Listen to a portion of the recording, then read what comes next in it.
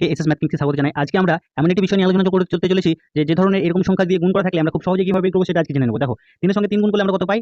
09, ঠিক আছে? 9 পাই, তাহলে 9 এর আগে একটা 0 বসিয়েছি। ঠিক একই রকম ভাবে এই 3 এর সঙ্গে এই 3 লাস্টে যে 3 এই 3 যোগ গুণ করব, তাহলে কত আসছে?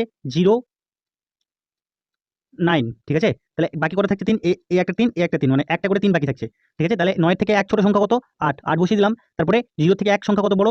না তো 0 থেকে বড় সংখ্যা কত? 1। তার মানে আমাদের এটা হলো 1089। ঠিক একই রকম ভাবে আমরা লাস্টে যে সংখ্যাটি রয়েছে অর্থাৎ 3 এর সঙ্গে এই যে 3 এর গুণ করব, গুণ করে যেটা আসবে সেটা হচ্ছে 0, লাস্টের দিকে 9 বসালাম। তারপরে বাকি কটা সংখ্যা রয়েছে? না তো দুটো রয়েছে, এই একটা 3, একটা 3, দুটো 3 রয়েছে।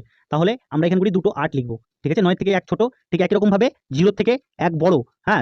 0 থেকে বড় 1 বড় হচ্ছে 1, 1 মানে দুটো 1 লিখব। তার মানে 110889 এটা গুণ করলে এটা আসবে। তোমরা চাইলে ক্যালকুলেটরের মাধ্যমে চেক করে দেখতে পারো। ঠিক একই রকম ভাবে তোমরা এই অঙ্কটি করবে এবং করে কমেন্ট বক্সে জানাবে। যার সঠিক হবে আমি অবশ্যই লাইক দিব।